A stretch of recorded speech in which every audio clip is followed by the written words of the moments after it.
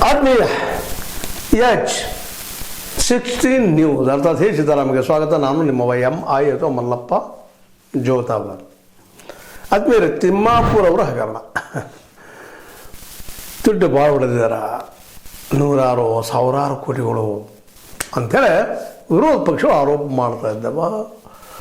ಹಗಲಿರಾದರೂ ಕೂಡ ಧರಣಿಯನ್ನು ಆರಂಭಿಸಿದ್ದಾರೆ. ಅಹೋರಾತ್ರಿ ಹಗಲಿ ರಾತ್ರಿ ಕೂಡ ಸದನದ ಧರಣಿ ಶುರು ಮಾಡಿದ್ದಾರೆ. ಅಲ್ಲೇ ಊಟ ಗೀಟ ಎಲ್ಲನೂ ಅಲ್ಲೇ ನಡೆದದ. ಅವ್ರದ್ದು ಜೋರ್ದಾರ್ ಅಂತ ವಿರೋಧ ಬಿಗ್ಪಟ್ಟು ಹೇಳಿದ್ದಾರೆ. ರಾಜೀನಾಮೆ ಕೊಡಿಸ್ಬೇಕು ತಿಮ್ಮಾಪುರ.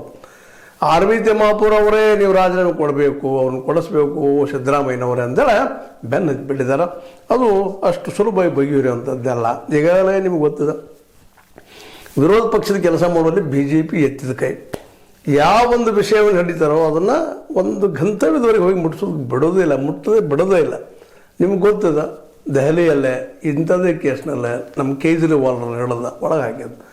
ಯಾವ ಕೇಜ್ರಿವಾಲ್ರು ಭ್ರಷ್ಟಾಚಾರದ ವಿರುದ್ಧ ಹೋರಾಟ ಮಾಡ್ತಾಯಿದ್ರು, ಅವರು ಆ ಭ್ರಷ್ಟಾಚಾರದ ಲಳಿಗೆಯಲ್ಲೇ ಹಾಕಿ ಅವ್ರು ಹೊರಗೆ ಹಾಕಿಸಿದ್ರು. ಅದು ಮಾಡಿದ್ರು ಇಲ್ಲೋ ಇವತ್ತಿಗೆ ಪ್ರೂವ್ ಆಗಿಲ್ಲ.